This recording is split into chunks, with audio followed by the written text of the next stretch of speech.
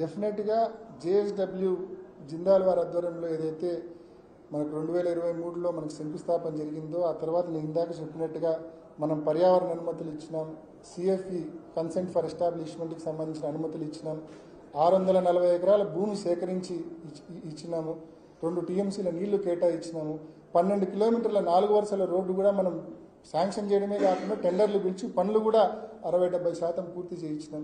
ఇవన్నీ కూడా వాళ్ళకి కావాల్సిన మౌలిక వసతులు, పర్మిషన్స్, అనుమతులు అన్నీ జగనన్న ప్రభుత్వం గతంలో ఇచ్చింది కాబట్టి వాళ్ళు పనులు కూడా నిన్న పునర్ప్రారంభించారు. కాబట్టి డెఫినెట్గా నేను కూడా we are very hopeful and wishful that next 2-3 ఇయర్స్లో డెఫినెట్గా ఇది రియాలిటీగా అంటే ఉక్కు పరిశ్రమ అనే కళ తప్పకుండా సాకారం అవుతుందన్న విశ్వాసం సంపూర్ణంగా మా అందరిలో కూడా ఉంది.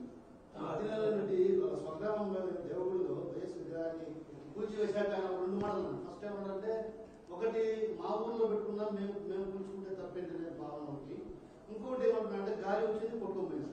ఎలా చూడాల్సింది అన్న గాలి మా హవా వచ్చింది అంటే అంటే ప్రత్యక్షంగా ఆదినారాయణ రెడ్డి చెప్పినాడు ఏంది ఆ విగ్రహాన్ని ఆ మాదిరి ధ్వంసం చేయించింది తానేనని చెప్పి ప్రత్యక్షంగా ఒప్పుకున్నాడు. మేము పోలీసులకు కంప్లైంట్ కూడా ఇచ్చినాం. కానీ పోలీసులు ఆదినారాయణ రెడ్డి మీద చర్యలు తీసుకునే పరిస్థితి ఉండదు.